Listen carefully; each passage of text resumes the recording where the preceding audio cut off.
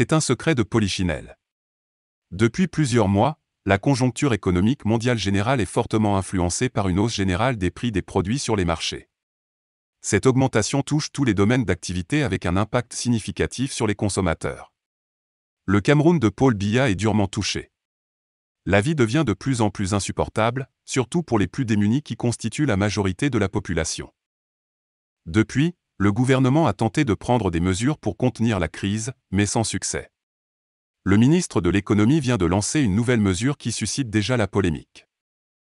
En effet, le gouvernement camerounais vient de lancer une promotion spéciale pour la vente directe de biens de consommation à prix coûtant à partir du lundi 27 juin 2022 sur l'esplanade du boulevard du 20 mai pour la ville de Yaoundé. Cette opération qui se cantonne seulement au niveau de la capitale va s'étendre sur un mois. Le ministre du Commerce, M. Luc Magloire Barga Atangana, a l'honneur de porter à la connaissance du grand public et de la communauté des consommateurs que dans le souci d'accompagner les ménages, confrontés au renchérissement des prix des produits de grande consommation et à la récurrence des pénuries diverses, tout pays et tout continent confondus.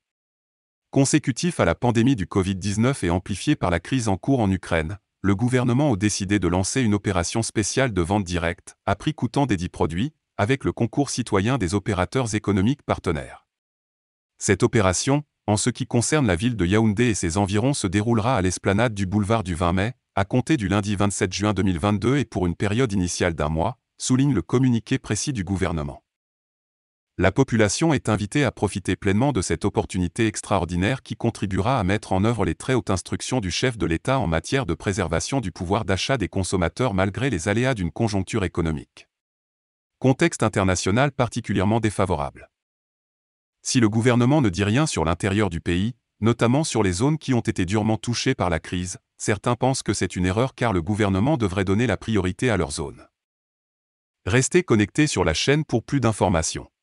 N'oubliez pas de vous abonner et surtout de cliquer sur la cloche de notification. Likez la vidéo si ce n'est pas déjà fait. Laissez aussi votre point de vue en commentaire.